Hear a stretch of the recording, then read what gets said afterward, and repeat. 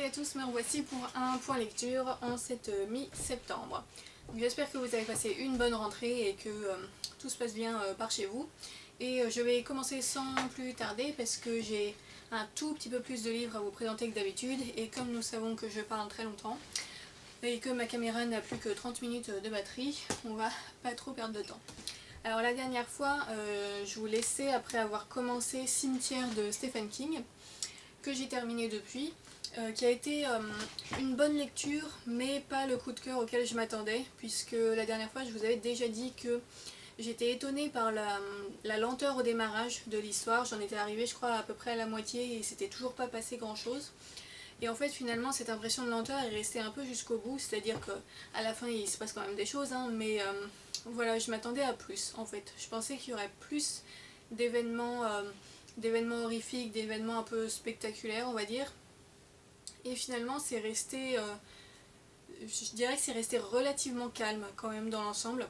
Et j'ai aussi ressenti le fait que le style n'était pas complètement abouti dans ce livre-là, puisqu'en fait c'est l'un des premiers romans de Stephen King, et ça se ressent en fait que c'est l'un de ses premiers romans, que voilà, son style est déjà correct, hein, mais on sent quand même que c'est pas complètement abouti. Il y a des répétitions, il y a des redondances, il y a des maladresses aussi parfois je trouve.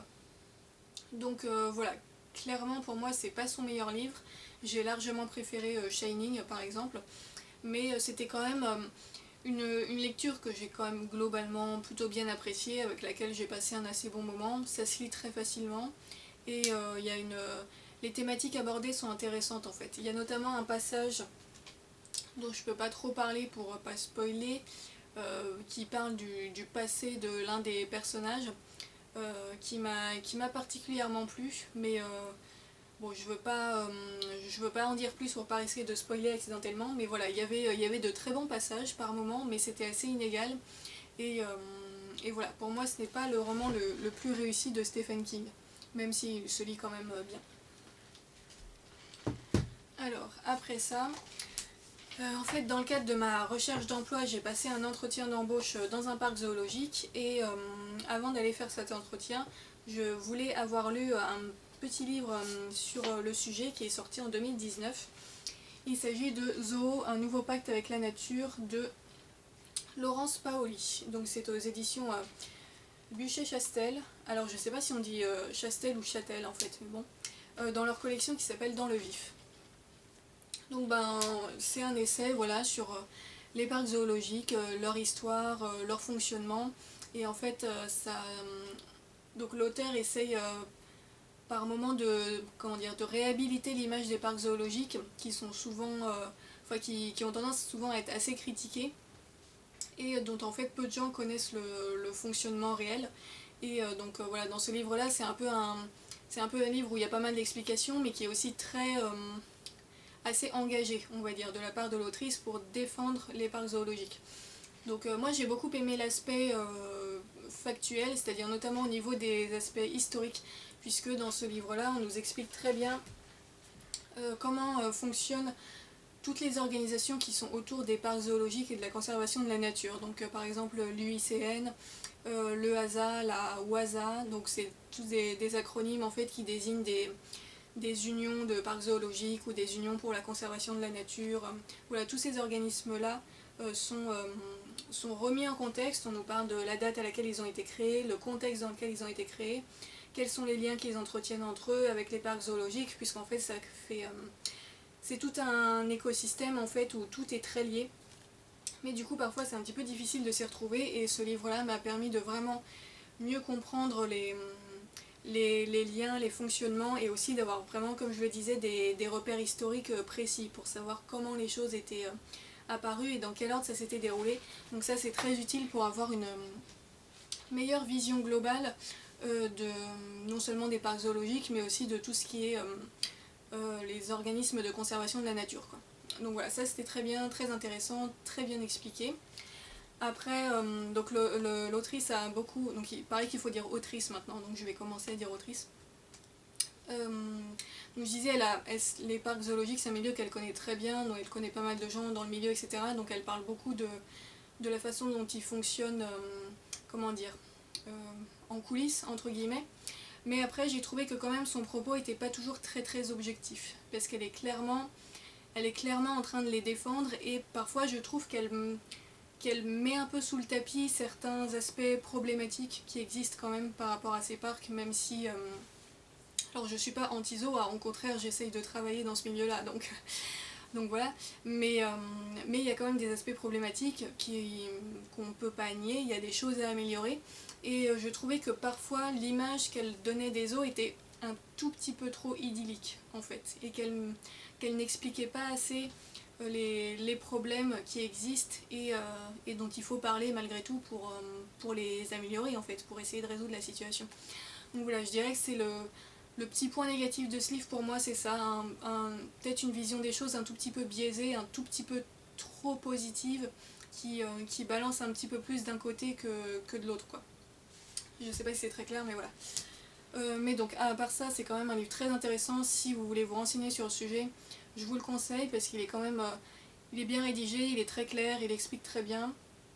Il est court, très rapide à lire, et donc voilà, vraiment utile pour tout ce qui est repères historiques, notamment. J'insiste un peu là-dessus, mais pour moi c'est vraiment le point fort de ce livre-là. Donc voilà, et ça m'a bien aidé pour mon entretien. Alors,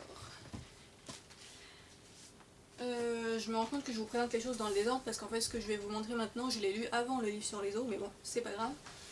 Donc j'ai également lu une revue qu'en fait j'avais achetée il y a un petit moment et qui traînait dans la palle. Et donc c'est une revue qui s'appelle Bee Bod. Donc voilà. Et j'ai acheté le numéro, je crois que c'est le numéro 15, qui est donc sur la thématique du fauve, comme vous l'aurez compris, et donc forcément il fallait que je l'achète, rien que pour ça. Donc Bee Bod en fait c'est une revue qui est éditée par... enfin qui est conçue par le musée de la chasse et de la nature à Paris, et donc qui est conçu par ce musée et qui est publié par, je sais plus, par les éditions Glénat. Voilà.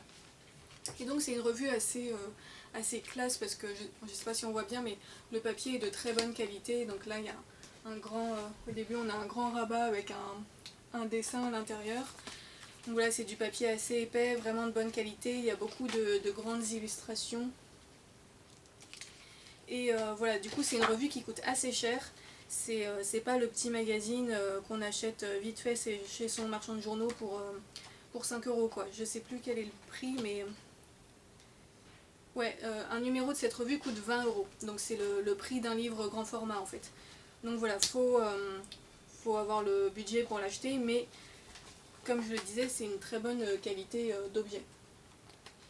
Et donc en fait, dans chacun de ces numéros, on traite d'une thématique particulière en lien pas seulement avec la nature, mais aussi au rapport entre les humains et la nature. Donc c'est pluridisciplinaire, en fait ça parle de sciences, d'ethnologie, d'histoire, d'art aussi, puisqu'il y a un aspect artistique qui est assez prononcé. Donc voilà, en fait c'est une thématique qui est vue sous plein d'angles différents. Et donc dans ce numéro-là, c'était la thématique du fauve, et notamment l'étymologie de ce mot, puisqu'en fait c'est un mot qui au départ ne désigne pas du tout les grands félins comme on a tendance à l'employer aujourd'hui. C'est un mot qui a une assez longue histoire et qui a désigné plein de choses différentes au cours de l'histoire. Et donc ça nous explique tout ce processus dans ce magazine-là. Donc ça c'est très intéressant, parce que j'avais quelques connaissances sur le sujet mais pas beaucoup. Et là on remonte vraiment loin jusqu'à l'apparition de ce mot et qu'est-ce qu'il a voulu dire, comment il a évolué dans la société. Et finalement qu'est-ce que ça reflète les différentes utilisations successives de ce mot qui a beaucoup changé de signification. Et donc au bout d'un moment on en arrive quand même un petit peu au félin, puisque c'est la signification la plus courante de nos jours. Donc il y a tout un aspect sur ça qui m'a beaucoup intéressée. Et ce qui était pas mal, c'était qu'il y avait à la fois des articles, donc comme je le disais un peu scientifiques, mais aussi parfois des extraits de romans ou des poèmes ou des réflexions un peu plus philosophiques. Donc c'est vraiment une perspective assez large. Du coup c'était très intéressant. Après moi ce que je reprocherais un petit peu à cette revue, c'est que, donc je vous montre encore une image, donc là on nous parle plus des thématiques de l'animalité dans les cultures, bref.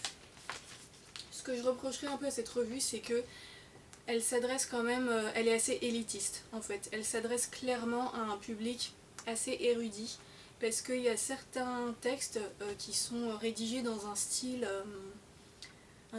très très pompeux en fait, si je puis dire, enfin vraiment un style d'universitaire qui ne cherche pas à être accessible au grand public en fait, avec plein de termes techniques assez compliqués. Enfin moi-même il y avait des mots parfois dans certains textes que je ne comprenais pas, parce que notamment quand on allait par exemple dans l'ethnologie, qui est un sujet que je maîtrise pas forcément hyper bien, ils abordent des notions hyper techniques qui sont pas forcément compréhensibles d'instinct comme ça quoi. Et en fait il y avait certains textes qui du coup étaient assez difficiles à comprendre parfois au niveau de certaines notions et qui ne sont pas du tout expliquées. Et ça j'ai trouvé que c'était dommage, parce que donc il y a plein d'auteurs différents qui ont rédigé différents textes, et il y en a certains vraiment, mais c'est de la prétention quoi, la façon dont ils écrivent. On sent qu'ils écrivent pour l'élite intellectuelle, parce que ils veulent pas s'adresser au bas peuple quoi. C'est vraiment quelque chose que j'ai ressenti dans le style de certains auteurs. C'était très soutenu, mais genre trop soutenu, avec trop de termes techniques, genre regardez comme je fais des belles phrases compliquées, seuls les spécialistes pourront comprendre. Enfin voilà, moi j'aime pas du tout ce genre de choses. Je trouve que c'est vraiment prétentieux de la part des auteurs, parce que pour moi, quand on fait un magazine et qu'on prétend vouloir le rendre quand même relativement accessible, parce que là c'est pas une revue scientifique spécialisée, c'est quand même une revue qui est faite je pense pour un assez large public, et donc quand on fait ça il faut quand même faire un minimum d'efforts pour rendre son propos accessible, sinon ça sert à rien en fait, ça exclut toute une partie du lectorat, et je trouve que c'est assez désagréable. Donc voilà, bon après c'est mon point de vue sur la chose, mais ça m'a un petit peu gênée par moment. Mais à part ça, c'est quand même une revue que j'ai trouvée, comme je le disais, très intéressante. Ça m'a fait rajouter même un ou deux romans, je sais plus, sur ma wishlist, puisqu'il y a des extraits de romans dedans qui m'ont beaucoup plu. Et donc voilà, c'était quand même une bonne découverte, et je pense que je m'intéresserai aux autres numéros de cette revue, puisqu'il y a d'autres thématiques qui m'intéressent pas mal. Je vais accélérer un peu sur la fin. Donc là, la dernière lecture que j'ai faite, je l'ai terminée aujourd'hui. Il s'agit de La guerre olympique de Pierre Pelot. Donc ça faisait partie des livres que je vous avais présentés dans la palle de confinement, et que finalement j'ai commencé en septembre, mais sinon tout va bien. Donc voilà, La guerre olympique, c'est une dystopie, donc une dystopie française, qui a été écrite dans les années 80 je crois, et que j'ai beaucoup aimé. Alors c'est un livre qui je pense ne plaira pas à tout le monde, parce qu'en fait le début est assez hard, dans le sens où ça commence par une scène de combat qui est très très violente, avec des descriptions vraiment assez gore. Donc du coup voilà, ça commence un peu fort, et je pense que ça peut peut-être décourager certains lecteurs, mais en fait c'est pas... en fait cet aspect très gore n'apparaît plus trop dans la suite. C'est surtout au début en fait qu'il y a un gros truc bien terrible dès le début, mais après ça se calme, et il y a beaucoup moins de violence dans la suite du livre. Donc en fait l'auteur part du principe que dans un futur, alors c'est dans les années 2200, en fait la paix mondiale a été instaurée, puisqu'en fait le monde a en gros été divisé en deux camps, le camp rouge et le camp blanc, qui rassemblent chacun un certain nombre de pays, et tous les 2 ans le camp rouge et le camp blanc s'affrontent lors d'une guerre olympique, qui est en fait une compétition sportive durant laquelle les candidats ont le droit de se tuer, et doivent même en fait se tuer. Le but c'est d'éliminer les candidats adverses. Et en fait le camp qui sort vainqueur de cette compétition sportive a le droit de... enfin comment dire, entraîne la mort de plusieurs millions de personnes dans les pays du camp adverse. Et ces millions de personnes qui sont sacrifiées en fait chez les pays perdants sont choisies en fait parmi les criminels et les déviants de la société, que le gouvernement a jugé être de mauvais citoyens. Donc voilà, c'est un peu un système comme ça d'écrémage démographique qui a été mis en place sur fond de compétition sportive.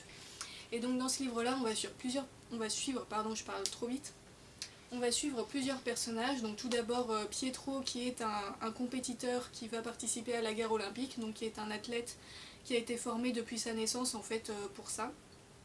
On va suivre aussi le personnage de sa petite amie et son entraîneur, le médecin qui s'occupe de lui, etc. Ainsi que les personnages de deux condamnés en fait, donc un dans le camp blanc et un dans le camp rouge. Et en fait ces deux condamnés savent qu'ils mourront si jamais leur camp perd. Donc on suit un peu leurs aventures depuis juste avant la guerre jusqu'à la fin et au résultat final. Donc c'est une lecture que j'ai beaucoup aimée, parce que J'ai trouvé qu'il y avait des réflexions vraiment intéressantes qui étaient abordées, c'est plus subtil qu'il n'y paraît au premier abord. C'est une lecture qui est assez percutante, je dirais même presque poignante par moments.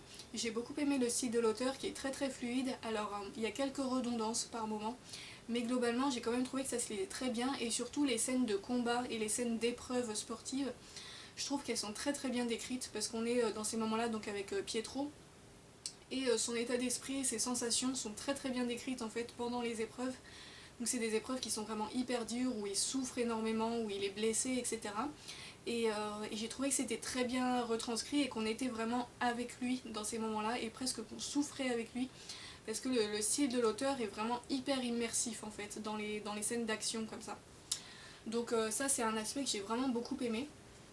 Et les derniers chapitres sont vraiment intenses, puisque donc dans les derniers chapitres on est vers la finale de la guerre, on attend de voir quel est le camp qui va sortir vainqueur, et le suspense est bien maintenu, je trouve. Jusqu'au bout, on hésite, on n'est pas sûr de qui va gagner, et les derniers chapitres sont vraiment assez intenses. Donc voilà, c'était une bonne lecture que je suis contente d'avoir découverte. J'en avais quasiment jamais entendu parler avant, mais franchement c'était une belle découverte. Donc plutôt à réserver à un public averti pour les quelques scènes vraiment violentes, mais qui se lit très bien. Et donc maintenant que j'ai terminé ça, oui, je vais lire un livre que j'ai acheté l'année dernière. Il s'agit de The Pearl de John Steinbeck. Donc comme ça remplira un de mes objectifs de 2020 qui a été de lire un nouveau livre de Steinbeck. Sachant que mes objectifs de 2020, je les ai pas super bien réussis pour l'instant, mais bon, ça en fera un. Et puis bah voilà, il est très court mais il est en anglais, et je sais que Steinbeck en anglais ça me prend du temps. Donc je pense pas que je vais le lire d'une traite quoi. Je vais prendre mon temps pour lire ça. Et puis bah après ça je choisirai sur le moment ce qui me fait le plus envie. Voilà, j'arrête cette vidéo pour pas risquer de tomber en panne de batterie, et puis je vous dis à bientôt. Salut!